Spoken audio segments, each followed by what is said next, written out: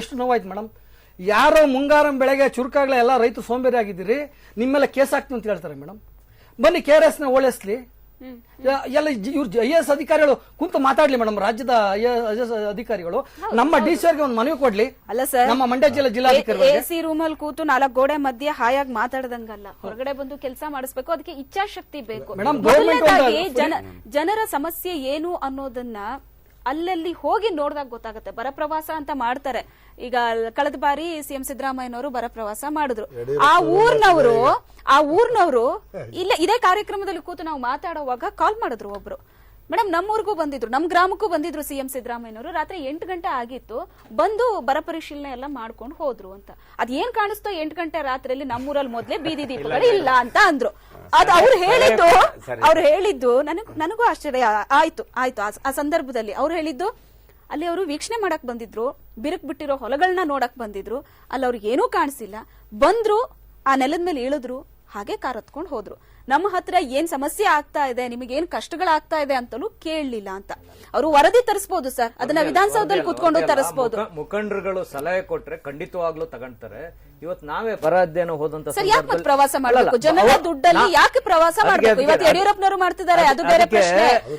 ಮೊನ್ನೆ ಸಿದ್ದರಾಮಯ್ಯನವರು ಮಾಡಿದ್ರು. ನೀವು ಜನರ ದುಡ್ಡಲ್ಲಿ ಬರ ಪರಿಶೀಲನೆ ಅಂತ ರಾಜ್ಯಾದ್ಯಂತ ಪ್ರವಾಸ ಮಾಡ್ತೀರಾ AC ಕಾರಲ್ಲಿ.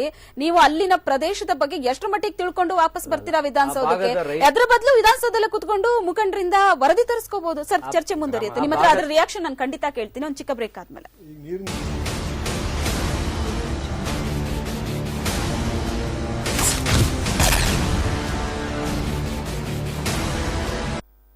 ಕಷ್ಟಪಟ್ಟು ದುಡಿದ ಹಣವನ್ನು ಫ್ರೀ ಗಿಫ್ಟ್ಗಾಗಿ ಯಾವುದೋ ಒಂದು ಚಿಟ್ನಲ್ಲಿ ಹಾಕಬಹುದೇ? ಸೇವ್ ಮಾಡ್ತಿದ್ದೀರಾ, ವೇಸ್ಟ್ ಮಾಡ್ತಿದ್ದೀರಾ? ಕಂಪೇರ್ ಮಾಡಿದ್ರೆ ತಾನೇ ಗೊತ್ತಾಗೋದು. ಲಲಿತಾ ಜ್ಯುವೆಲರಿ ಅವರ ಹೊಸ chit scheme. First month instalment ನೀವು ಸಲ್ಲಿಸಬೇಕಾಗಿಲ್ಲ, ನಿಮಗಾಗಿ ನಾವು ಸಲ್ಲಿಸ್ತೇವೆ. 100% ವೇಸ್ಟೇಜ್ ಇಲ್ಲ. ಇದು ಹೇಗ್ ಪಾಸಿಬಲ್ ಅಂತ ಯೋಚಿಸ್ತಾ ಇದ್ದೀರಾ? ನಮ್ಮನ್ನ ಈ ಹಂತಕ್ಕೆ ತಂದ ಕಸ್ಟಮರ್ಸ್ಗೆ ಒಳ್ಳೇದ್ ಮಾಡ್ಬೇಕು ಅನ್ಕೊಂಡ್ರೆ ಎಲ್ಲ ಪಾಸಿಬಲ್. ಪಾರ್ವತಮ್ಮನನ್ನ ಒಕ್ಕಲೆಬ್ಬಿಸಲು ನಡೆದಿತ್ತು ಪ್ಲಾನ್.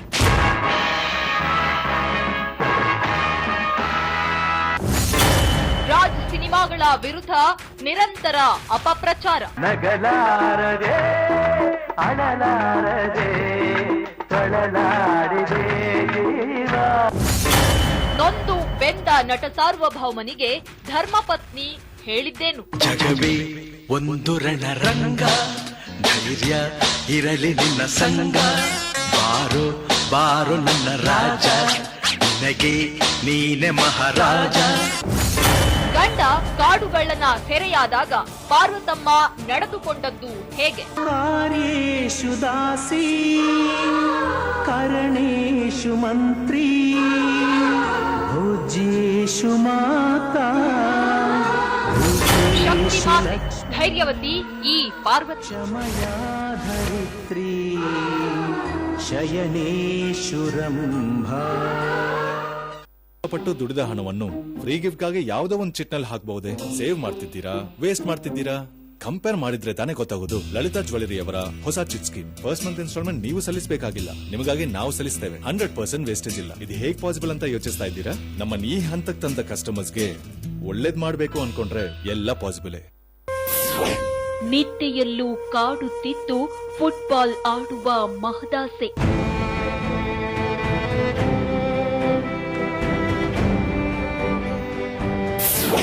ನೀಳ ಕಾಯಕ್ಕೆ ಹಾತೊರೆದಿತ್ತು ಮುಗ್ಧ ಮನಸ್ಸು.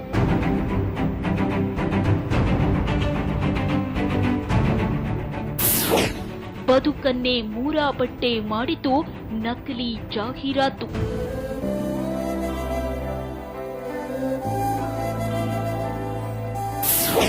ಉದ್ದ ಆಗಲು ಹೊರಟವನು ಅಡ್ಡಡ್ಡ ಮಲಗಿಯೇ ಬಿಟ್ಟ.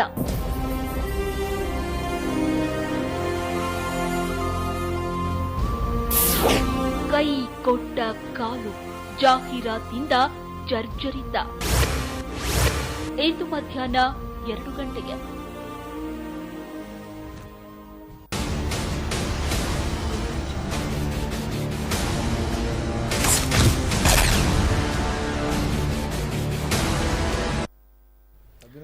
ಕಾವೇರಿ ನೀರನ್ನ ಉಳಿಸ್ಕೊಳ್ಳೋ ನಿಟ್ಟಿನಲ್ಲಾಗಿರ್ಬೋದು ಅಥವಾ ಬರಗಾಲವನ್ನ ನಿರ್ಮೂಲನೆ ಮಾಡೋ ನಿಟ್ಟಿನಲ್ಲಾಗಿರ್ಬೋದು ಬಹಳಷ್ಟು ಹೋರಾಟಗಳು ನಡೆಯುತ್ತೆ ಪ್ರತಿಯೊಂದು ಭಾಗದಲ್ಲೂ. ಅದು ನಾವು ಮಂಡ್ಯ ಮೈಸೂರು ಅಂತ ಹೇಳೋದಲ್ಲ, ಉತ್ತರ ಕರ್ನಾಟಕ ಭಾಗದಲ್ಲೂ ಕೂಡ ಬಹಳಷ್ಟು ಹೋರಾಟಗಳು ನಡೆಯುತ್ತೆ. ಆದ್ರೆ ಈ ಹೋರಾಟಗಳನ್ನ ಸರ್ಕಾರ ಎಷ್ಟರ ಮಟ್ಟಿಗೆ ಗಂಭೀರವಾಗಿ ತಗೊಳುತ್ತೆ ಅನ್ನೋದು ಕೂಡ ಮುಖ್ಯ. ಹೋರಾಟಗಾರರು ಹೋರಾಟ ಮಾಡ್ತಾರೆ ಅಂತ ಸುಮ್ಮನಾಗ್ಬಿಡ್ತಾರೋ ಏನೋ ಗೊತ್ತಿಲ್ಲ. ಆದ್ರೆ ಈ 4 ವರ್ಷ ಸರ್ಕಾರ ಮಾಡದೇ ಇರೋದು ಇನ್ನು 4 ದಿನದಲ್ಲಿ ಮಾಡತ್ತಾ ಅನ್ನುವಂತಹ ದೊಡ್ಡ ಪ್ರಶ್ನೆ ನಮ್ಮ ಮುಂದೆ ಇದೆ. ಸರ್ಕಾರ ನಿಜಕ್ಕೂ ಇಚ್ಛಾಶಕ್ತಿ ಇದ್ರೆ ಆ ನಿಟ್ಟಿನಲ್ಲಿ ಕ್ರಮವನ್ನ ತಗೋಬಹುದು. ಕೆಆರ್ಎಸ್ ಅಂತ ಅಂದಾಗ್ಲೂ ಕೂಡ ಸುಮಾರು 2 TMC ಅಷ್ಟು ಹೂಳು ತುಂಬಿಕೊಂಡಿರುವಂತದ್ದು. ಆದ್ರೆ ಆ ಹೂಳೆತ್ತುವಂತಹ ಕೆಲಸಕ್ಕೆ ಸರ್ಕಾರ ಮುಂದಾದ್ರೆ ಮುಂದಿನ ಬೇಸಿಗೆಗಾಲದಲ್ಲಿ ಆ ಭಾಗದ ಜನರಿಗೆ ಸಾಕಷ್ಟು ಅನುಕೂಲ ಆಗುತ್ತೆ. ಅದನ್ನ ಹೊರತುಪಡಿಸಿದಂತೆ ಉತ್ತರ ಕರ್ನಾಟಕ ಭಾಗ ಅಥವಾ ರಾಜ್ಯಾದ್ಯಂತ 30,000ಕ್ಕೂ ಹೆಚ್ಚಿನ ಕೆರೆಗಳೇನಿದೆ ಅಲ್ಲಿ ಹೂಳೆತ್ತುವಂತಹ ಕೆಲಸಕ್ಕೆ ಸರ್ಕಾರ ಮುಂದಾದ್ರೆ ಕೆರೆ ಭಾಗದಲ್ಲಿ ವಾಸ ಮಾಡುವಂತಹ ಜನರು ನೆಮ್ಮದಿಯ ನಿಟ್ಟುಸಿರು ಬಿಡುವಂತಾಗತ್ತೆ.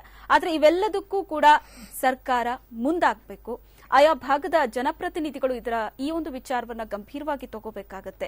ಎಲ್ಲೋ ಒಂದು ಕಡೆ ಹೂಳೆತ್ತಿ ವರ್ಷಾನ್ಗಟ್ಲೆ ಅದರ ಪ್ರಚಾರವನ್ನ ಮಾಡ್ಕೊಳ್ಳೋದಕ್ಕಿಂತ ಆಯಾ ಕ್ಷೇತ್ರದಲ್ಲಿರುವಂತವರು ಶಾಸಕರು ಸಚಿವರು ಆ ಒಂದು ಕಾರ್ಯಕ್ಕೆ ಮುಂದಾದ್ರೆ ನಿಜಕ್ಕೂ ಕರ್ನಾಟಕದಲ್ಲಿ ಬರಗಾಲದ ಪರಿಸ್ಥಿತಿ ಅಥವಾ ಬಿರು ಬೇಸಿಗೆಯಲ್ಲಿ ಕುಡಿಯೋ ನೀರಿಗೋಸ್ಕರ ಕೂಡ ಹಾಹಾಕಾರ ಏನಿದೆ ಅದನ್ನ ನಾವು ಬಗೆಹರಿಸಬಹುದು. ಆದ್ರೆ ಯಾಕೆ ಸರ್ಕಾರ ಇದ್ರ ಬಗ್ಗೆ ಗಂಭೀರವಾಗಿ ತಗೋತಾ ಇಲ್ಲ?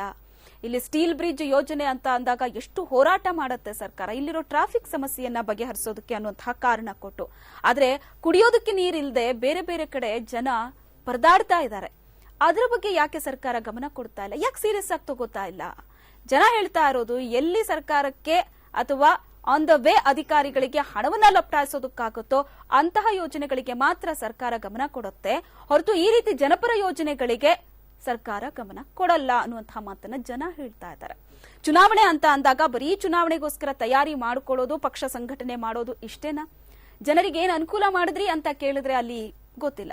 ಕೊಡಬಹುದು ಒಂದಷ್ಟು ಯೋಜನೆಗಳ ಬಗ್ಗೆ ಸರ್ಕಾರ ಹೇಳ್ಬೋದು. ಕುಡಿಯೋ ನೀರಿಗೆ ಸಮಸ್ಯೆ ಆಗ್ತಾ ಇದೆ, ಜೀವನಾಧಾರ ಕುಡಿಯೋ ನೀರಿಗೆ ಸಮಸ್ಯೆ ಆಗ್ತಾ ಇದೆ, ಅದನ್ನ ಮೊದಲು ಬಗೆಹರಿಸಿ ಅಂತ ಜನ ಕೇಳ್ತಾ ಇದ್ದಾರೆ.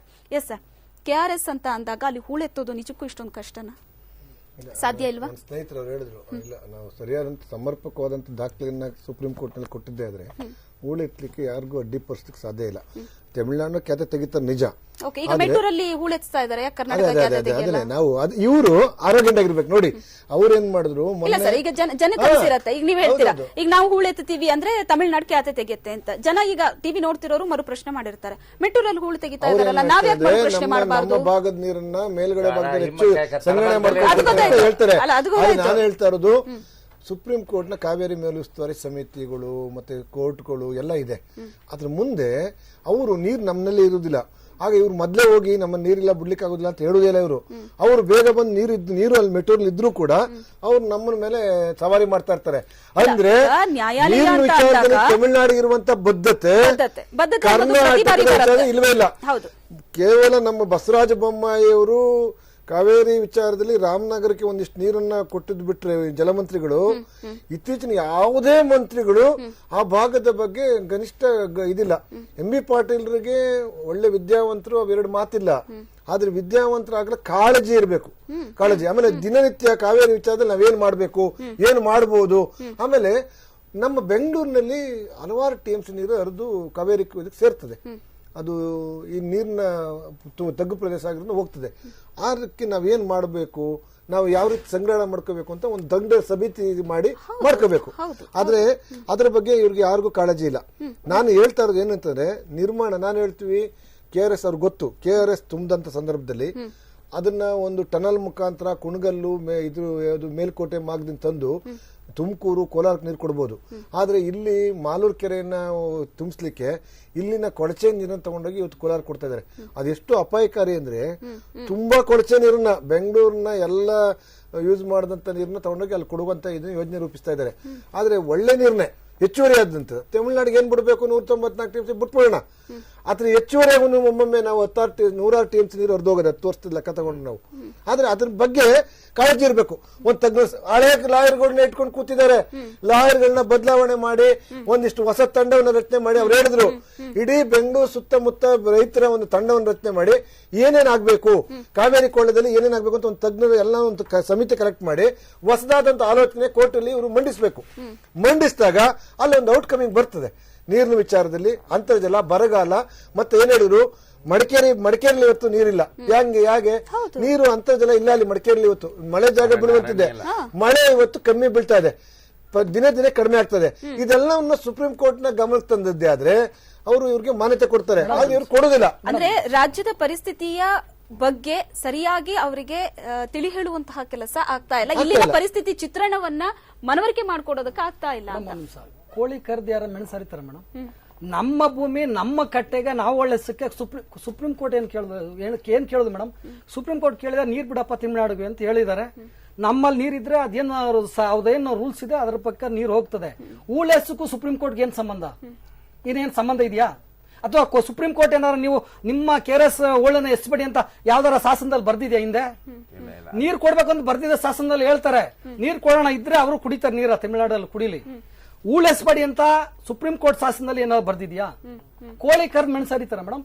ನಮ್ ಗದ್ದೆ ಭೂಮಿ, ನಮ್ ಕಟ್ಟೆ, ನಮ್ಮೂರು, ನಾವು ಹೂಳೆಸಕ್ಕೆ ಯಾರ್ದೇನು ಸುಪ್ರೀಂ ಕೋರ್ಟ್ ಕಾನೂನಲ್ಲೂ 5 ತೀರ್ಪಲ್ಲೂ ಕೂಡ ನಾವು ಕೆರೆ ಕಟ್ಟೆಗಳನ್ನ ಹೂಲೆಟ್ಟಿಸ್ಕೊಂಡು ಸುಮಾರು 48ರಿಂದ 50 TMC ನೀರ್ನ ಸಂಗ್ರಹ ಮಾಡಬಹುದು ಅಂತಾನೆ ಇರೋದು. ಇವತ್ತು ಹೂಳೆತ್ತಂತ ಕೆಲ್ಸಕ್ಕೂ ಕೂಡ ಯಾವ್ದೋ ಸರ್ಕಾರ ನಮ್ಗೆ ಸುಪ್ರೀಂ ಕೋರ್ಟ್ ಚಾಟಿ ಬೀಸ್ತದೆ, ಇಲ್ಲ ತಮಿಳ್ನಾಡು ಸ್ಟೇ ಮಾಡಿಸ್ತದೆ ಅನ್ನೋದಲ್ಲ. ಅದು ನಮ್ ಕಾರ್ಯ, ನಮ್ ರೈತರ ಹಿತ ಕಾಪಾಡಬೇಕು ಅಂತ ಇಲ್ಲಿ ರಾಜಕಾರಣಿಗಳಿಗೆ ಖಂಡಿತ ನಿಮ್ಮ ಪಾಲಿನ ನೀರನ್ನ ನಾವು ಕೊಡ್ತಾ ಇದೀವಿ, ಅದರಲ್ಲಿ ಯಾವುದೇ ತಾರತಮ್ಯ ಇಲ್ಲ, ಅದು ಸಿಗುತ್ತೆ. ನಾವು ನಮ್ಮ ಜನರಿಗೋಸ್ಕರ ನಾವೇನು ಹೂಳೆತ್ಸಿ ನಾವು ಸ್ಟೋರೇಜ್ ಮಾಡ್ಕೋಬೇಕು ಧೋನಿಯವರು ಹೋಗಿ ಎಲ್ಲ ಒಂದು ಸರ್ವೆ ಮಾಡ್ಕೊಂಡ್ ಬಂದ್ರು ಒಗೆನಿಕಲ್ ವಿಚಾರದಲ್ಲಿ.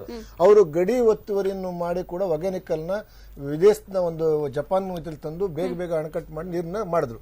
ಅದೇ ರೀತಿಯಲ್ಲಿ ನೀರ್ನ ಕುಡಿಯೋ ನೀರಿಗೆ ಇವತ್ತು ಬೆಂಗಳೂರಿನ ಕೆಲವೇ ಭಾಗಗಳು ಕಾವೇರಿ ನೀರು ಕುಡಿತಾ ಇದ್ದಾರೆ. ಆದ್ರೆ ಹೆಚ್ಚಿನ ಜನ ನೀರು ಕುಡಿಕಾಗ್ತಿಲ್ಲ. ಕುಡಿಯುವ ನೀರಿಗೆ ಸುಪ್ರೀಂ ಕೋರ್ಟ್ ಕೂಡ ಏನು ಧಕ್ಕೆ ತರುವುದಿಲ್ಲ. ಅದು ಮನವರಿಕೆ ಮಾಡಿಕೊಡುತ್ತೆ ವಿಫಲ ಆಗ್ತಾವ್ರೆ. ಕುಡಿಯೋ ನೀರಿಗೆ ಜನವರಿ ಹೆಚ್ಚಿದೆ. 25 ವರ್ಷದಿಂದ ಮಂಡ್ಯದಲ್ಲಿ ಎಷ್ಟು ಜನ ಇದ್ರು, ಈಗ ಎಷ್ಟು ಜನ ಆಗಿದ್ದಾರೆ, ಅಲ್ಲಿ ನೀರಿಗೆ ಏನ್ ಬೇಕು ಅಂತ ಅನ್ನೋದು ಅವ್ರಿಗೆ ಅರ್ಥ ಮಾಡ್ಕೋಬೇಕು. ಇನ್ನೂ ಸಣ್ಣ ನೀರಿಲ್ಲ ಮೇಡಮ್, ನೋಡಿ, ರಮೇಶ್ ಅಣ್ಣಗೆ ನಾನು 10 ರೂಪಾಯಿ ಕೊಡ್ಬೇಕು. ನನ್ನ ಜೋಬಲ್ಲಿ ದುಡ್ಡು ಬರ್ತಾ ಇದೆ, ಹೊರಗಡೆ ನನ್ನ ಜೋಬ್ ದುಡ್ಡು ಬರ್ತಾ ಇದೆ, ನನ್ನ ಜೋಬ್ ಇನ್ನೂ ದೊಡ್ಡದಾಗ ಹೊಲಿಸ್ಕೊಳ್ತೀನಿ. ರಮೇಶ್ ಅಣ್ಣಗೆ 10 ರೂಪಾಯಿ ಕೊಡ್ಬೇಕು, ಕೊಡ್ತೀನಿ ಅಷ್ಟೇ. ನನ್ನ ಜೋಬ್ ಉದ್ದಾಗ ಹೊಲಿಸ್ಕೊಳ್ಳಕ್ಕೆ ರಮೇಶ್ ಅಣ್ಣಗೆ ಏನ್ ತೊಂದ್ರೆ? ಕೋರ್ಟ್ ಏನ್ ಹೇಳಿದ್ಯಾ? ನಿನ್ ಜೋಬ್ ಉದ್ದಾಗ ಹೊಲಿಸ್ಕೋಬೇಡ, ನೀನ್ ದುಡ್ಡು ಜೋಬ್ ಮಡಿಕೋಬೇಡ ಹೇಳಿದ್ಯಾ ಸುಪ್ರೀಂ ಕೋರ್ಟ್? ರಮೇಶ್ ಅಣ್ಣಗೆ 10 ರೂಪಾಯಿ ಕೊಡ್ಬೇಕು, ಕೊಡೋಣ. ನನ್ನ ಜೋಬಲ್ಲಿ ದುಡ್ಡು ತುಂಬ್ಕೊಳ್ಳಿ ಫಸ್ಟ್, ನಾನು ಹಾಳು ಮಾಡ್ಕೊಳ್ತೀನಿ. ಹಂಗೆ ತಮಿಳ್ನಾಡಿಗೆ ಇನ್ನೊಂದು ವಿಚಾರ, ನಿಮ್ಮ ಸಮಯ ನಿಲ್ಸಲ್ಲಿ ಇನ್ನೊಂದು ಮನವರಿಕೆ ಮಾಡಿ ಹೇಳಿಕ್ಕೆ ಇಷ್ಟಪಡ್ತೀನಿ ನಾನು. ನೋಡಿ ಮೇಡಮ್, ನಾವು ಈ ಮೈಸೂರು ನಮ್ಮ ರಾಜ್ಯದ ದೊರೆಗಳಿಗೆ ನಾವು ಪ್ರಮೋದಿನಿ ದೇವಿಯರಿಗೆ ಮನವಿ ಮಾಡಿದ್ವಿ. ಹಿಂದೆ ನಮ್ಮೂರಲ್ಲಿ ಹೇಳ್ತಿದ್ರು, ನಮ್ಮ ತಾತ ನಮ್ಮ ಅಪ್ಪ ಹೇಳ್ತಿದ್ರು, ಇಂಥ ಬರಗಾಲ ಪ್ರದೇಶದಲ್ಲಿ ಮೈಸೂರು ಮಹಾರಾಜ ಹಿಂದೆ ಜಯಚಾಮರಾಜ ಒಡೆಯರ್ ಆಗ್ಲಿ, ರಾಣಿ ನಮ್ಮ ಅವ್ರ ಹೆಸರು ಪ್ರಮೋದೇವಿ ಅಲ್ಲ, ಅವ್ರ ಅತ್ತೆ ಅವ್ರದ್ದು ಅತ್ತೆ ಹೇಳಿ ಮೇಡಮ್, ನಮ್ಗೆ ಬರ್ತಾ ಇಲ್ಲ ಅವ್ರ ಹೆಸರು, ಲಕ್ಷ್ಮಮಣಿ ಅಮ್ಮನವರಾಗ್ಲಿ, ಇಂಥ ಬರಗಾಲ ಬಂದಾಗ ಬಂದು ಕಟ್ಟೆಗೆ ಪೂಜೆ ಮಾಡ್ತಾ ಸಂದರ್ಭದಲ್ಲಿ ಅದಾದ 15 ದಿವಸ 20 ಸಲ ಕನ್ನಡಿ ಕಟ್ಟೆಗೆ ನೀರು ತುಂಬ್ತಿದಂತೆ. ನಾವು ರಾಣಿ ಪ್ರಮೋದಿನಿ ತಾಯಿಯಲ್ಲಿ ಮನವಿ ಮಾಡ್ತಾ ಇದೀವಿ, ಆರ್ಡರ್ ಮಾಡ್ತಾ ಇಲ್ಲ, ಮನವಿ ಮಾಡ್ಕೊತಾ ಇದೀವಿ. ಮುಂದೆ ಆಗ್ಲೇ 2 ಸರಿ ಆಗಲೇ ಮನವಿ ಮಾಡಿದೀವಿ. ನಮ್ಮ ಮನವಿಗೆ ಅವ್ರು ಇನ್ನೂ ಪುರಸ್ಕಾರ ಕೊಟ್ಟಿಲ್ಲ. ಇವತ್ತು ನಮ್ಮ ಮೈಸೂರು ರಾಜ್ಯದ ಯುವರಾಣಿ ನಮ್ಮ ಮಗ ಸೊಸೆನ ಕರ್ಕ ಬಂದು ನಮ್ಮ ಕನಮಡಿ ಕಟ್ಟೆಗೆ ಪೂಜೆ ಮಾಡಿಸ್ಲಿ. ಇವಾಗಲೂ ಕೂಡ ಖಂಡಿತ ನೀರ್ ಬರುತ್ತೆ ಅಂತ ನಂಬಿಕೆ ನಮ್ಗದೆ. ದಯಮಾಡಿ ಅದನ್ನ ಮಹಾರಾಣಿಯವರು ಗಮನಕ್ಕೆ ತಗೋಬೇಕು ಅಂತ ಒಂದು ವಿಚಾರ ಹೇಳ್ತೀನಿ. ಇಲ್ಲಿ ನಾವೆಲ್ಲರೂ ಸ್ನೇಹಿತರಿಗೆ ಹೇಳ್ತೀನಿ, ದಯಮಾಡಿ ಇದು ಒಳ್ಳೆ ಆಲೋಚನೆ ಎತ್ಕೊಂಡವರು. ಒಂದು ಉಳುತ್ತು ಬಗ್ಗೆ ಇನ್ನೊಂದು ವಿಚಾರ ನಾವು ನೀವು ಜ್ಞಾಪಕ ಮಾಡಿಕೋಬೇಕು. ಕನ್ನಂಬಾಡಿ ತುಂಬದೇಟ್ಗೆ ನೀರ್ನ ಇವರು ಬಿಟ್ಬಿಡ್ತಾರೆ 50, 60, 70 TMC. ಫಸ್ಟ್ ನಾವ್ ಹೇಳ್ಬೇಕು, ಮಂಡ್ಯ, ರಾಮನಗರ, ತುಮಕೂರು ಎಲ್ಲಾ ಜಿಲ್ಲೆಗಳ ಕೆರೆಗಳನ್ನ ನೀವು ತುಂಬಿಸಿ ಬಿಡಿ ನೀವು ಅಂತ ಹೇಳ್ಬೇಕು. ನಾವು ನಿಮ್ಸಂಬಳಿ ನಿಂತ್ಕೋಬೇಕು. ನಾವು ನೀರ್ ಫಸ್ಟ್ ನೀರ್ ಬಿಡ್ಬೇಕು ಅಂತ ನಮ್ ಕೆರೆಗಳು ತುಂಬಿಸಿ, ಸೂಳೆ ಕೆರೆಗಳು ತುಂಬಿಸಿ, ನೀವು ಆಮೇಲೆ ಬಿಡಿ ಅಂತ ಹೇಳ್ಬೇಕು. ಇದು ಆಗ್ಬೇಕಿದು. ಸರಿ, ಏನಾಗಿದೆ ಅಂದ್ರೆ ಸರ್ಕಾರಕ್ಕೆ ಆಗುದಿಲ್ಲ, ಬಿಟ್ಬಿಡ್ತಾರೆ ಅವರು.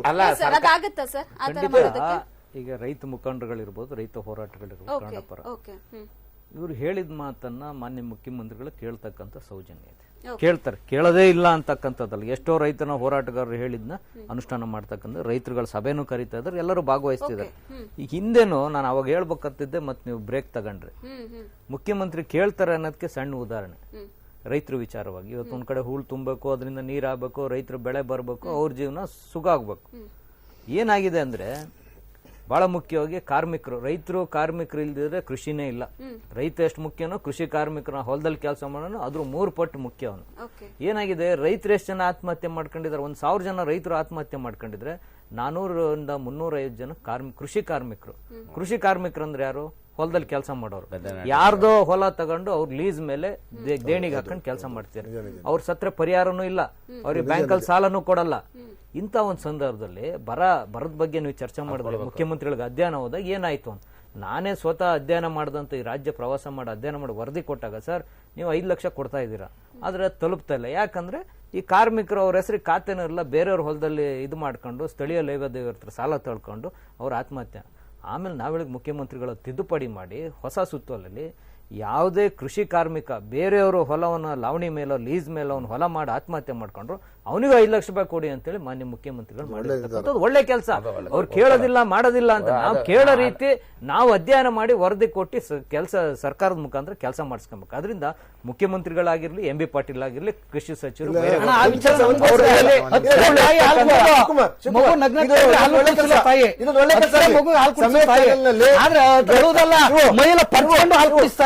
ಒಳ್ಳೆ ಕೆಲಸ ಇದು. ಇವತ್ತೊಂದು ಚರ್ಚೆಲಾಗ್ಲಿ ನಿಮ್ ನೇತೃತ್ವದಲ್ಲಿ ನಾವೊಂದು 200-300 ಜನ ಬರ್ತೇವೆ. ಈ ತರದೊಂದು ಇವತ್ತು ಸಮಯ ಚಾಲನೆಯಲ್ಲಿ ಡಿಸ್ಕಷನ್ ಮಾಡೋದು ಉಪಯೋಗ ಆಗ್ಬೇಕು. ನಾವೆಲ್ಲರೂ ಬರ್ತೇವೆ, ನೀವ್ ಯಾವತ್ತು ಹೇಳ್ತೇವೆ ಅವತ್ತು ನಾವು ಬರ್ತೇವೆ. ಕನಿಷ್ಠ ಹೂಳೆತ್ತರದ ಬಗ್ಗೆ ಒಂದು ಮನವಿಯನ್ನ ಕೊಡ್ತೇವೆ, ಒಂದು ಸಭೆಯನ್ನ ಏರ್ಪಡಿಸುವಂತ ರಾಯಭಾರಿ ಆಗ್ಲಿ ಸಮಸ್ಯೆ ಆಗತ್ತೆ. ಸೊ ಈಗ ಮುಂಗಾರು, ಈಗ ಇವ್ರು ಹೇಳಿದ ಹಾಗೆ ಶಿವಕುಮಾರ್ ಅವರು ಹೇಳಿದಾಗೆ ಮುಂಗಾರು ಈಗ ಮುಂದೆ ಆದಷ್ಟು ಬೇಗ ಹೂಳೆತ್ತುವಂತಹ ಕೆಲಸ, ಎಲ್ಲಾ ಸಾವಿರಾರು ಕೆರೆಗಳ ಹೂಳೆತ್ಸಿ ಅಂತಲ್ಲ, ಪ್ರಮುಖವಾಗಿರುವಂತಹ ಕೆರೆಗಳ ಹೂಳೆತ್ಸೋ ಕೆಲಸನಾದ್ರೂ ಈ ಒಂದು ಚಿಕ್ಕ ಅವಧಿಯಲ್ಲಿ ಮಾಡಿ ಮುಗಿಸಬಹುದು ಅಂತ. ಈಗ KRS ಅಂತ ಅಂದಾಗ್ಲೂ ಭಾರಿ ಒಂದು ದೊಡ್ಡ ಯೋಜನೆ, ಹೌದು ದೊಡ್ಡ ಯೋಜನೆ ಆಗುತ್ತೆ. ಬಟ್ ಆಯಾ ಊರು ಅಂತ ನೋಡಿದಾಗ್ಲೂ ಸಾಕಷ್ಟು ಸಮಸ್ಯೆಗಳಾಗ್ತಾ ಇದೆ ಜನಕ್ಕೆ. ಬಹಳಷ್ಟು ಜನ ನಾವು ಬಿಗ್ 3 ಅಂತಹ ಕಾರ್ಯಕ್ರಮ ಮಾಡುವಂತ ಸಂದರ್ಭದಲ್ಲೂ ಕೂಡ ನೀರಿನ ಸಮಸ್ಯೆ ಅಂದಾಗ ಜನ ಕಾಲ್ ಮಾಡದಂತವ್ರು ಹೇಳ್ತಾರೆ, ಇಲ್ಲ ನಮ್ಮ ಭಾಗದಲ್ಲಿ ಒಂದು ಕೆರೆ ಇದೆ, ಅದು ಹೂಳು ತುಂಬಿಕೊಂಡಿದೆ, ನೀರೇ ಇಲ್ಲ, ಕೆರೆ ಹೂಳೆತ್ತಿದ್ರೆ ಸಮಸ್ಯೆ ಬಗೆಹರಿಯುತ್ತೆ. ಅಟ್ಲೀಸ್ಟ್ ಈಗ ಮಳೆಗಾಲಕ್ಕಿಂತ ಮುಂಚೆ ಕೆರೆ ಹೂಳೆತ್ಸುವಂತಹ ಕೆಲಸ ಆದ್ರೂ ಆಲ್ಮೋಸ್ಟ್ ಸ್ಟೋರೇಜ್ ಆಗ್ತಿಲ್ಲ. ಸ್ಟೋರೇಜ್ ಅಷ್ಟೇ ಇಲ್ಲ ಮೇಡಮ್, ಸ್ಟೋರೇಜ್ ಅಷ್ಟೇ ಇಲ್ಲ, ಕೊಳವೆ ನೀರು ಅಂತರ್ಜಲ ಒಳ್ಳೆ ಕೆಲಸ ಆಗಲಿ, ನಿಯೋಗ ಹೋಗುವಂತ ಕೆಲಸ ಮಾಡ್ಕೊಡಿ, ಜರೂರಾಗಬೇಕು. ನೀವು ಒಳ್ಳೆ ಕಾಳಜಿ ಇದೆ ನಿಮ್ ಬಗ್ಗೆ ಮಾಡಿ. ಹೋರಾಟಗಾರರು ಏನ್ ಹೇಳ್ತಾರೆ, ಕನ್ನಡ ಪರ ಹೋರಾಟಗಾರರು ಇರ್ಬೋದು. ಈಗ ಒಂದು ನೀವು ಚರ್ಚೆ ಆರಂಭ ಮಾಡಿದಿರ, ಸಮಯ ಧನ್ಯವಾದಗಳು. ಇದನ್ನು ನಾವು ಮುಖ್ಯಮಂತ್ರಿಗಳ ಹತ್ರ ನೇರವಾಗಿ ಹೋಗಿ ನಾವೆಲ್ಲ ಕೂತು ಒಂದು ಚರ್ಚೆ ಮಾಡಿ ಇದನ್ನ ಮನವಿ ಮಾಡ್ತಕ್ಕಂಥದ್ದು ಒಂದು. ನಮ್ಮ ಹೋರಾಟದ ಜೊತೆ ಹಕ್ಕೊತ್ತಾಯದ ಜೊತೆಗೆ ನಮ್ದು ಈಗ ಇಷ್ಟೋ ತನಕ ಹಕ್ಕೊತ್ತಾಯ ಇದ್ದಿದ್ದು ಮುಖ್ಯಮಂತ್ರಿಗಳು ಚುನಾವಣೆಗಿಂತ ಮುಂಚಿತವಾಗಿ ಸಹಕಾರಿ ಬ್ಯಾಂಕಲ್ಲಿ ಇರ್ತಕ್ಕಂಥ ರೈತರ ಸಾಲವನ್ನು ಮನ್ನಾ ಮಾಡಲೇಬೇಕಂತ ನಮ್ಮ ಹಕ್ಕೊತ್ತಾಯ ಇಟ್ಟಿದ್ವಿ. ಪಕ್ಷದವನು ಆದ್ರೂ ಸಹ ನಾವು ಒತ್ತಾಯ ಅವ್ರ ಮುಂದೆ ಇಡ್ತಾ ಇದ್ದೀವಿ. ಅದ್ರ ಜೊತೆಗೆ ನಮ್ಮ ಕನ್ನಡ ಪರ ಹೋರಾಟ ನೀವೆಲ್ಲ ಜೊತೆ ಕೂತ್ಕೊಂಡು ಹೋಗಿ ಹೂಳೆತ್ತು ಅಂತಕ್ಕಂಥ ಮಾನ್ಯ ಮುಖ್ಯಮಂತ್ರಿಗಳು ಅವ್ರು ಮಾಡಲ್ಲ ಅಂತ ನಮ್ಗೆ ಈಗಲೂ ವಿಶ್ವಾಸ ಇದೆ. ಈ ರಾಜ್ಯದ ಮುಖ್ಯಮಂತ್ರಿಗಳು ರೈತರ ಪರ ಇದ್ದಾರೆ, ಈಗಾಗಲೇ ಬಡ್ಡಿ ಮನ್ನಾ ಮಾಡಿದ್ದಾರೆ. ಸಹಕಾರಿ ಸಂಘದಲ್ಲ, ಕೇಂದ್ರ ಸರ್ಕಾರ ಕೇಳಿದಾರೆ, ಅವ್ರು ಮಾಡ್ತಾರ ಬಿಡ್ತಾರ, ನಾವಂತೂ ಒತ್ತಡ ಮಾಡ್ತಾ ಇದೀವಿ. ರಾಜ್ಯದ ರೈತರ ಸಹಕಾರಿ ಸಂಘದಲ್ಲಿ ಇರ್ತಕ್ಕಂಥದ್ದನ್ನ ರಾಜ್ಯ ಸರ್ಕಾರನೇ ಮಾಡಬೇಕು, ಮುಖ್ಯಮಂತ್ರಿಗಳು ಮಾಡಬೇಕು ಅಂತ ಮತ್ತೂ ಇನ್ನೊಮ್ಮೆ ಒತ್ತಾಯ ಆಗ್ತೀವಿ. ಈ ಒತ್ತಾಯನೂ ಸಹ ನೋಡಿ, ರಾಮನಗರದಲ್ಲಿ ಇವತ್ತು ಸುಮಾರು ರಾಮನಗರ, ಕೂನು ಎಲ್ಲಾ ಕಡೆ ಪೊಲೀಸ್ ಬಂದೋಬಸ್ತ್ ಮಾಡಿ ಅಲ್ಲಿ ರೈತ ಮಹಿಳೆ ಅನ್ಸೂಯಮ್ಮ ಮತ್ತು ಲಕ್ಷ್ಮಣ್ ನಿಮ್ಮಲ್ಲಿ ಬರ್ತಾ ಇದೆ. ಅವ್ರೆಲ್ಲ ಹೋರಾಟಗಾರನೇ ಇವತ್ತು ಪೊಲೀಸ್ನ ನಾನು ಬಂದ್ವಿ, ಇವತ್ತು ನೋಡಿದ್ವಿ 106 ಜನ ಪೊಲೀಸ್ನವ್ರು ಇಟ್ಟಿದ್ದಾರೆ. ಅವ್ರು ಯಾಕೆ ಬರ್ತಾ ಇದಾರೆ ಇವತ್ತು? ಮೇಕೆದಾಟು ವಿಚಾರದಲ್ಲಿ, ಬೊಗೆನಿಕಲ್ ವಿಚಾರದಲ್ಲಿ, ಮತ್ತೆ ಕಳಸಾ ಬಂಡೂರಿ ವಿಚಾರದಲ್ಲಿ, ಕೋಲಾರಕ್ಕೆ ನೀರು ಕುಡಿಯೋ ವಿಚಾರದಲ್ಲಿ ಬರ್ತಾ ಇದಾರೆ. ಅವ್ರನ್ನ ಪೊಲೀಸ್ನವರು ಲಾಠಿ ಹಿಡ್ಕೊಂಡು ಇವತ್ತು ಹತ್ತಿಕ್ಕಿ ಅವ್ರನ್ನ ಬಂಧನ ಮಾಡಿದ್ದಾರೆ. ಅವರು ಏನೋ ಒಂದು ಈ ನಾಡಿಗೆ ನೆಲಕ್ಕೆ ಜಲಕ್ಕೆ ಧಕ್ಕೆ ಆಗಿದೆ, ನೀವು ಗಮನ ಕೊಡಿ ಅಂತ ಹೇಳಿ ಬರ್ತಾ ಇರುವಂತ ಇವ್ರನ್ನ ಈ ರೀತಿ ಧಕ್ಕೆ ಮಾಡ್ತಾರೆ. ಆದ್ರೆ ಎಲ್ಲಿ ನಾವು ಉಳಿಸ್ಕೋಬಹುದು ಅಂತ ಯೋಚನೆ ಮಾಡ್ಬೇಕಲ್ಲ. ಇವ್ರು ನಿಮ್ಮ ನೇತೃತ್ವದಲ್ಲಿ ತಕ್ಷಣವೇ ಆಗ್ಲಿ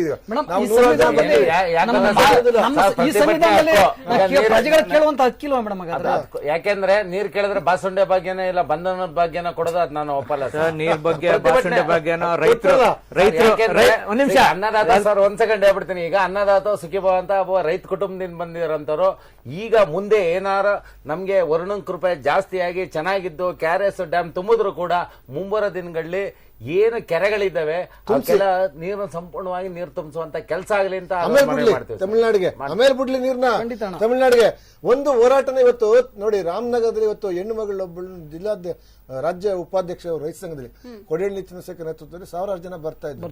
ಇವತ್ತು ಹತ್ತಿಕ್ಕೆ ಅವ್ರನ್ನ ನೋಡಿ ವಿಧಾನಸೌಧ ಮುತ್ತಿಗೆ ಅಂತಂದ್ರೆ ಇಲ್ಲಿ ಬಂದು ಅವ್ರ ದನಿಯನ್ನ ಕೇಳ್ತಾರೆ. ಆದ್ರೆ ಹೋರಾಟನ ಅಲ್ಲೇ ಕತ್ತಿಚ್ಕಿದ್ರೆ ಸರ್ಕಾರ ಏನ್ ಅರ್ಥ ಇದು?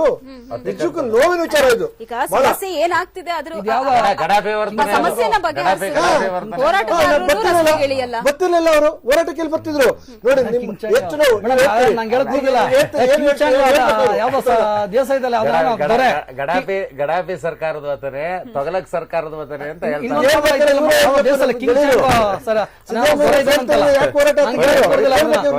ಕೊರಿಯಾ ಆ ಸರ್ಕಾರ ರಾಜ್ಯ ಸರ್ಕಾರ ಇಲ್ಲ. ಈಗ ಇವ್ರು ಹೇಳ್ಬೇಕು ಗೆಳೆಯರು, ನನಗೆ ಸಿದ್ದರಾಮಯ್ಯ ಎಲ್ಲರನ್ನೂ ಆಲಿಸ್ತಾರೆ ಅಂತ ಹೇಳ್ತಾರಲ್ಲ. ಇವತ್ತು 20,000ಕ್ಕೂ ಹೆಚ್ಚು ಜನ ರೈತರು ಬೆಂಗಳೂರಿಗೆ ಬರ್ತಾ ಇದ್ರು, ನೀರ್ನ ಹಾಕೋತಾ ಬೈಕ್ ಮತ್ತೆ ಯಾಕೆ ಅಡ್ಡ ಹಾಕಿದ್ರಿ? ಅಡ್ಡ ಹಾಕ್ತಕ್ಕಂಥ ತಪ್ಪು ಆ ನಿರೀಕ್ಷೆಲಿಲ್ಲ. ಮುಖ್ಯಮಂತ್ರಿಗಳು ಅಥವಾ ಗೃಹ ಸಚಿವರು ಯಾವುದೇ ಆದೇಶವನ್ನು ಕೊಟ್ಟಿರಲ್ಲ. ರೈತರನ್ನ ಹಾಕಿ ಯಾಕೆ ರೈತರು ಬರ್ತಿದಾರೆ ಅಂದ್ರೆ ಸರ್ಕಾರ ಕೆಲಸ ಮಾಡಬಹುದು ಅಂತ ಒಂದು ನಿರೀಕ್ಷೆ ಇದೆ. ಆದ್ರಿಂದ ಹೋರಾಟ ಸ್ವಲ್ಪ ಜಾಸ್ತಿ ಆಗ್ತಾ ಇದೆ. ಮಾಡ್ಲಿ, ಒಳ್ಳೇದು. ಹೋರಾಟದಿಂದ ನಾವು ರೈತರ ಸಂಘಟನೆಗಳು ಎಚ್ಚೆತ್ಕೊಳ್ಳಬೇಕಾಗ್ತದೆ ನಮ್ಮ ಹಕ್ಕಳಿಗೆ. ಇವತ್ತು ಸಣ್ಣ ಉದಾಹರಣೆ ಕೊಟ್ಬಿಡ್ತೀನಿ. ಗಾರ್ಮೆಂಟ್ ಫ್ಯಾಕ್ಟ್ರಿ, ಕೇಂದ್ರ ಸರ್ಕಾರ ಅವರ ಇದನ್ನ ಪಿಂಚಣಿನ ಮುಟ್ಗೋಲ್ ಹಾಕ್ತು. ಯಾವ ಮಟ್ಟದ ಹೋರಾಟ ಅಂದ್ರೆ ಬೆಳಿಗ್ಗೆಯಿಂದ ಸಂಜೆ ಆಗೋವರೆಗೆ ಲಕ್ಷಾಂತರ ಜನ, ಅವ್ರು ಇರೋದು ಕೇವಲ 2.8% ಇದರಲ್ಲಿ ಕಾರ್ಮಿಕರಿದ್ದಾರೆ, ಗಾರ್ಮೆಂಟ್ ಕಾರ್ಮಿಕರು. ಬೆಳಿಗ್ಗೆಯಿಂದ ಸಂಜೆ ಆಗೋವರೆಗೆ ಅವ್ರ ಹಕ್ಕನ್ನು ಪಟ್ಕೊಂಡ್ರು. ಅದರಿಂದ ರೈತರುಗಳು, ರೈತ ಸಂಘಟನೆಗಳು, ನಾವು ರೈತರು ಇಡೀ ರಾಜ್ಯಾದ್ಯಂತ ಒಗ್ಗಟ್ಟಾಗಬೇಕು. 70% ಇದೇವೆ ಅದ್ರಲ್ಲಿ ಇರ್ತದೆ. ಈಗ ಇದು ಸಾಲದು, ಈ ಹೋರಾಟ ಇನ್ನು ಜಾಸ್ತಿ ಆಗ್ಬೇಕು ಅಂತ ಹೇಳ್ತಾರೆ. ಬೆಂಗಳೂರು ಸಿಟಿ ಮುಖನೇ ತೋರಿಸ್ತಾರಲ್ಲ. ಯಾಕೆಂದ್ರೆ ಪ್ರತಿಭಟನೆ ಸಂವಿಧಾನ ನಮಗ್ ಕೊಟ್ಟಿರ್ತಕ್ಕಂಥ ಹಕ್ಕು. ಈಗ ಏನು ಮೇಲ್ಗಡೆ ಸೀಟ್ಲಿ ಕೂತಿದ್ದಂತವ್ರು ತಪ್ಪು ಮಾಡಿದಾಗ ಕೆಳಗಡೆ ಇದ್ದಂತವ್ರು ತಟ್ಟಿ ಕೇಳಂತದ್ದು, ಅದು ನಮ್ಮ ಹಕ್ಕು. ಆ ಹಕ್ಕನ್ನ ಕಸ್ಕೊಳ್ಳುವಂತ ಇದನ್ನ ತೊಗಲಕ್ ಸರ್ಕಾರದ ನೀತಿ, ಗಡಾಫಿ ವರ್ತನೆ ಸರ್ಕಾರದ ನೀತಿಯಿಂದ ನಾವು ಹೇಳ್ತಾ ಇದೀವಿ. ಕೊಟ್ಟಿಲ್ಲ. ರೈತರು ಹಕ್ಕನ್ ಕೇಳ್ತಾವ್ರೆ, ನೀರಿನ ವಿಚಾರದಲ್ಲಿ ಬರ್ತಾವ್ರೆ. ನೀರು ಬಂದವ್ರಿಗೆ ಅವ್ರಿಗೆ ಕೂಡಲೇ ಸಿದ್ದರಾಮಯ್ಯನವರು ಕೂಡ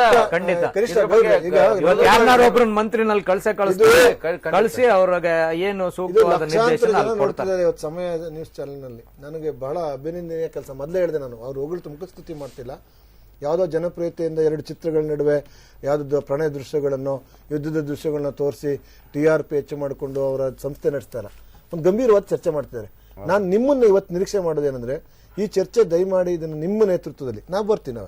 ನೀವು ಎಷ್ಟು ಜನ ಕರ್ಕೊಂಬರ್ಬೇಕು, 100 ಜನನೋ 25 ಜನನೋ ಕರ್ಕೊಂಬರ್ತೀವಿ. ಮಂಡ್ಯ, ಬೇರೆ ಬೇರೆ ಭಾಗದಿಂದ ನೀವು ನಿಯೋಗ ಹೋಗಿ KRS ಉಳೆತ್ತುವಂಥ ಕೆಲಸ, ನಾಲೆಗಳನ್ನು ದುರಸ್ತಿ ಮಾಡುವಂಥ ಕೆಲಸ, ಮತ್ತು KRS ಕೊಳ್ಳದ ಎಲ್ಲ ಭಾಗದ ಕೆರೆಗಳನ್ನು ದುರಸ್ತಿ ಮಾಡಿಸಿ ಅಲ್ಲಿ ನೀರನ್ನ ನಿಲ್ಲಿಸುವಂಥ ಕೆಲಸ, ಮತ್ತು ಬೆಂಗಳೂರು ಕೆಟ್ಟಂಥ 80 ಕೆರೆಗಳನ್ನು ಅವನ್ನ ದುರಸ್ತಿ ಮಾಡಿ ಅಲ್ಲಿ ನೀರು ನಿಲ್ಲಿಸುವಂಥ, ಮಳೆ ನೀರು ಸಂಗ್ರಹಣೆ ಮಾಡುವಂಥ ಕೆಲಸಕ್ಕೆ ಹೆಚ್ಚು ಒತ್ತು ಕೊಡಬೇಕು, ಹಣನ ಮೀಸಲಿರಿಸಬೇಕು ಅನ್ನುವಂಥ ಒಂದು ಒತ್ತಾಯನ ನಿಮ್ಮ ನೇತೃತ್ವದಲ್ಲಿ ಆದ್ರೆ ನೀವೇನಿದೆ ಮುಖ್ಯಮಂತ್ರಿಯವರು ಕಿವಿ ಕೊಡ್ತಾರೆ ಅಂತ ಹೇಳಿದ್ರಿ. ಇವತ್ತು ಮುಖ್ಯಮಂತ್ರಿ ಕಿವಿ ಕೊಡೋದಾದ್ರೆ ರಾಮನಗರದಲ್ಲಿ ಅನ್ಸೂಯಮ್ಮ ಲಕ್ಷ್ಮಣ ಸ್ವಾಮಿಯಿಂದ ಹಿಡಿದು ಎಲ್ಲರನ್ನೂ ಬಂಧಿಸಿ ಒಳಗಿಟ್ಟಿರುವಂತ ಎಷ್ಟು ಸರಿ ಅಂತ ನೀವು ಹೇಳಿ. ಮೇಡಮ್ ಒಂದ್ ನಿಮಿಷ. ಯಾಕೆ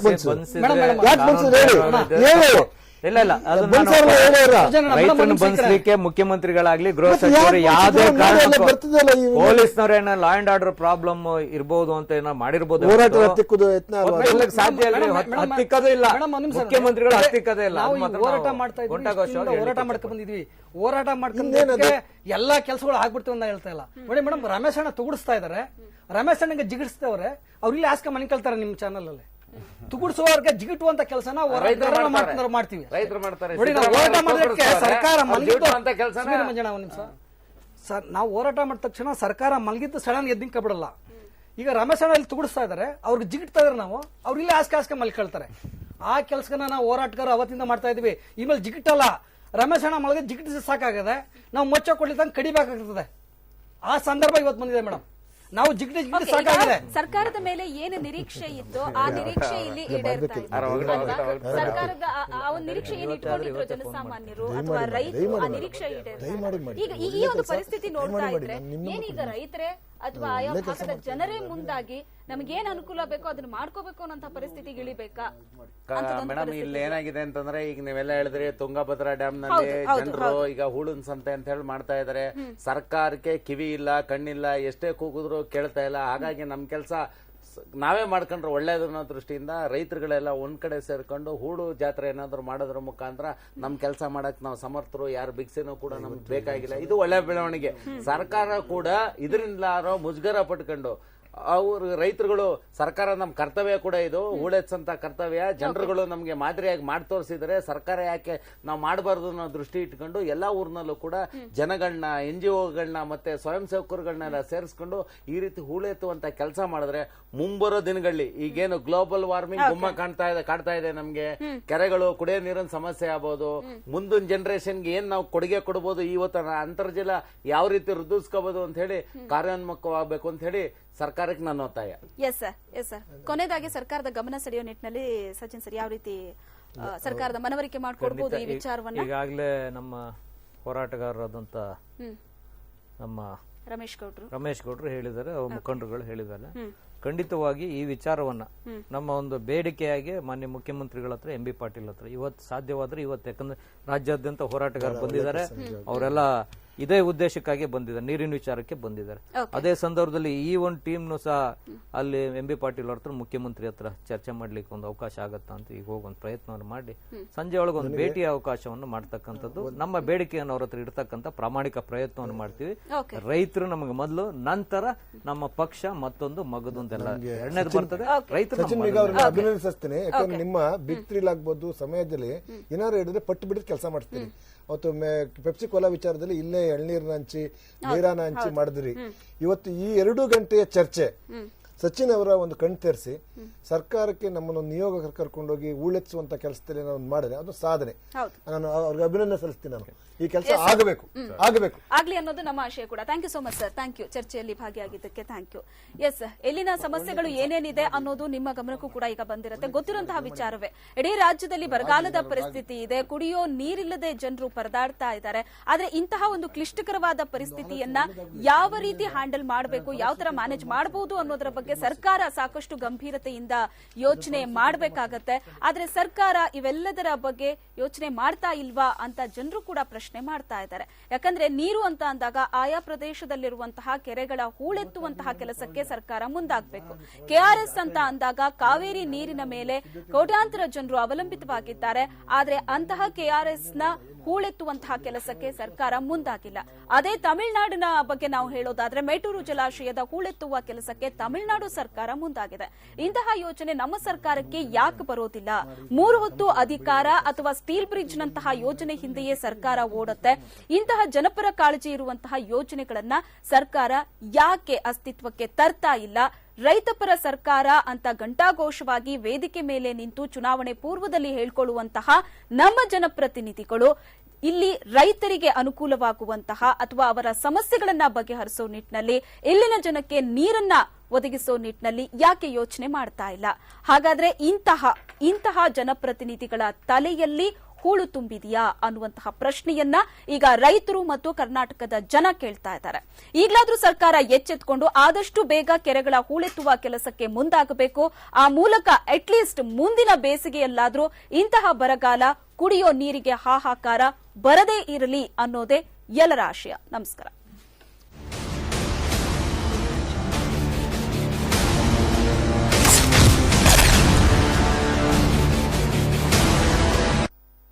ಕಷ್ಟಪಟ್ಟು ದುಡಿದ ಹಣವನ್ನು ಫ್ರೀ ಗಿಫ್ಟ್ಗಾಗಿ ಯಾವುದೋ ಒಂದು ಚಿಟ್ನಲ್ಲಿ ಹಾಕಬಹುದೇ? ಸೇವ್ ಮಾಡ್ತಿದ್ದೀರಾ, ವೇಸ್ಟ್ ಮಾಡ್ತಿದ್ದೀರಾ? ಕಂಪೇರ್ ಮಾಡಿದ್ರೆ ತಾನೇ ಗೊತ್ತಾಗೋದು. ಲಲಿತಾ ಜ್ಯುವೆಲರಿಯವರ ಹೊಸ chit scheme. First month instalment ನೀವು ಸಲ್ಲಿಸಬೇಕಾಗಿಲ್ಲ, ನಿಮಗಾಗಿ ನಾವು ಸಲ್ಲಿಸ್ತೇವೆ. 100% ವೇಸ್ಟೇಜ್ ಇಲ್ಲ. ಇದು ಹೇಗ್ ಪಾಸಿಬಲ್ ಅಂತ ಯೋಚಿಸ್ತಾ ಇದ್ದೀರಾ? ನಮ್ಮನ್ನ ಈ ಹಂತಕ್ಕೆ ತಂದ ಕಸ್ಟಮರ್ಸ್ಗೆ ಒಳ್ಳೇದ್ ಮಾಡ್ಬೇಕು ಅನ್ಕೊಂಡ್ರೆ ಎಲ್ಲ ಪಾಸಿಬಲ್.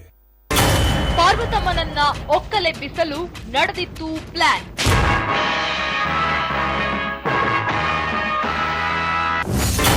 ರಾಜ್ ಸಿನಿಮಾಗಳ ವಿರುದ್ಧ ನಿರಂತರ ಅಪಪ್ರಚಾರ. ನಗಲಾರದೆ ಅಳಲಾರದೆ ತೊಳಲಾಡಿದೆ ಜೀವ. ನೊಂದು ಬೆಂದ ನಟ ಸಾರ್ವಭೌಮನಿಗೆ ಧರ್ಮಪತ್ನಿ ಹೇಳಿದ್ದೇನು? ಜಗವೇ ಒಂದು ರಣರಂಗ, ಧೈರ್ಯ ಇರಲಿ ನಿನ್ನ ಸಂಗ, ಬಾರೋ ಬಾರೋ ನನ್ನ ರಾಜ, ನಿನಗೆ ನೀನೆ ಮಹಾರಾಜ. ಗಂಡ ಕಾಡುಗಳ್ಳನ ಸೆರೆಯಾದಾಗ ಪಾರ್ವತಮ್ಮ ನಡೆದುಕೊಂಡದ್ದು ಹೇಗೆ? ಕಾರ್ಯೇಷು ದಾಸಿ ಕರಣೇಶು ಮಂತ್ರಿ ಭೋಜ್ಯೇಷು ಮಾತಾ ಶಕ್ತಿಮಾತೆ, ಧೈರ್ಯವತಿ ಈ ಪಾರ್ವತಿ. ಧರಿತ್ರಿ ಶಯನೇಶುರಂಭಾ. ಪಟ್ಟು ದುಡಿದ ಹಣವನ್ನು ಫ್ರೀ ಗಿಫ್ಟ್ಗಾಗಿ ಯಾವುದೋ ಒಂದು ಚಿಟ್ನಲ್ಲಿ ಹಾಕಬಹುದೇ? ಸೇವ್ ಮಾಡ್ತಿದ್ದೀರಾ, ವೇಸ್ಟ್ ಮಾಡ್ತಿದ್ದೀರಾ? ಕಂಪೇರ್ ಮಾಡಿದ್ರೆ ತಾನೇ ಗೊತ್ತಾಗೋದು.